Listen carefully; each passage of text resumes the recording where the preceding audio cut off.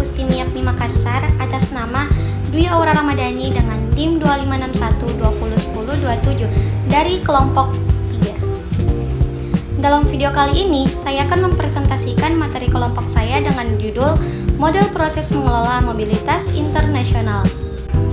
Baik, saya akan menjelaskan beberapa materi mengenai kelompok saya.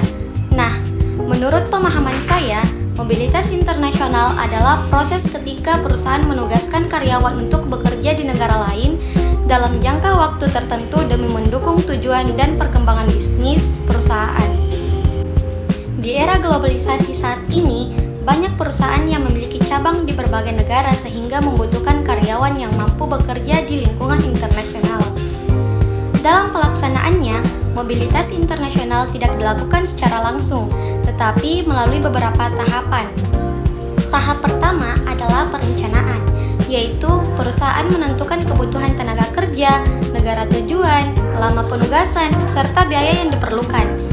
Perencanaan yang baik sangat penting agar penugasan berjalan lancar dan sesuai dengan tujuan perusahaan. Tahap berikutnya adalah seleksi karyawan.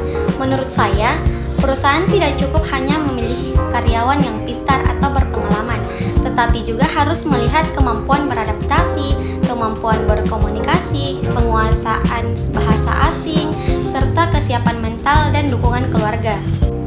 Hal-hal tersebut sangat berpengaruh terhadap keberhasilan seseorang saat bekerja di luar negeri. Setelah terpilih, karyawan perlu mengikuti pelatihan sebelum keberangkatan. Pelatihan ini meliputi pembelajaran bahasa, budaya, negara tujuan, cara berkomunikasi, serta informasi mengenai aturan dan kebiasaan masyarakat setempat. Dengan adanya pelatihan, karyawan akan lebih siap menghadapi lingkungan baru dan mengurangi risiko mengalami kultur shock atau gegar budaya. Selanjutnya adalah penempatan dan dukungan selama bekerja di luar negeri. Menurut saya, perusahaan tidak boleh melepas karyawan begitu saja setelah ditempatkan. Perusahaan harus tetap memberikan dukungan seperti tempat tinggal, asuransi kesehatan, bantuan administrasi, serta menjaga komunikasi secara rutin agar karyawan merasa nyaman dan dapat bekerja dengan maksimal. Selama masa penugasan, perusahaan juga perlu melakukan evaluasi kinerja. Evaluasi dilakukan untuk mengetahui apakah target pekerjaan telah tercapai, bagaimana kemampuan karyawan dalam beradaptasi, dan apakah ada kendala yang perlu dibantu penyelesaiannya. Dengan evaluasi yang rutin, perusahaan dapat memberikan solusi jika muncul masalah selama penugasan. Nah, tahap terakhir adalah repatriasi, yaitu pemulangan karyawan ke negara asal setelah tugas selesai. Menurut saya, tahap ini sering dianggap sepele, padahal sangat penting. Perusahaan sebaiknya memberikan posisi yang sesuai dengan pengalaman internasional yang telah diperoleh karyawan sehingga ilmu dan pengalaman tersebut dapat dimanfaatkan untuk kemajuan perusahaan. Selain tahapan tersebut, mobilitas internasional juga memiliki berbagai tantangan. Tantangan yang paling sering terjadi adalah perbedaan budaya. Setiap negara memiliki kebiasaan, cara berkomunikasi, dan budaya kerja yang berbeda sehingga karyawan harus mampu menyesuaikan diri. Selain itu, hambatan bahasa juga menjadi masalah karena komunikasi yang kurang baik dapat menghambat pekerjaan. Menurut saya, agar mobilitas internasional berhasil, perusahaan harus menerapkan beberapa strategi. Pertama, memiliki karyawan yang tepat. Kedua, memberikan pelatihan sebelum keberangkatan. Ketiga, menyediakan dukungan selama penugasan. Keempat, menjaga komunikasi yang baik antara kantor pusat dan karyawan.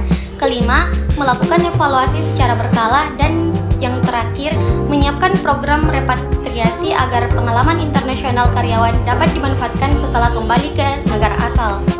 Tantangan lainnya adalah adaptasi terhadap lingkungan baru, seperti perbedaan cuaca, makanan, gaya hidup, dan sistem transportasi. Tidak hanya karyawan, keluarga yang ikut pindah juga harus mampu beradaptasi. Jika keluarga mengalami kesulitan, hal tersebut dapat memengaruhi kenyamanan dan kinerja karyawan selama bekerja di luar negeri. Perusahaan juga menghadapi tantangan berupa peraturan administrasi, seperti pengurusan visa, izin kerja, perpajakan, dan aturan ketenagakerjaan yang berbeda di setiap negara. Selain itu, biaya penugasan internasional juga cukup besar karena mencakup biaya perjalanan, tempat tinggal, tunjangan hidup, asuransi, dan kebutuhan keluarga.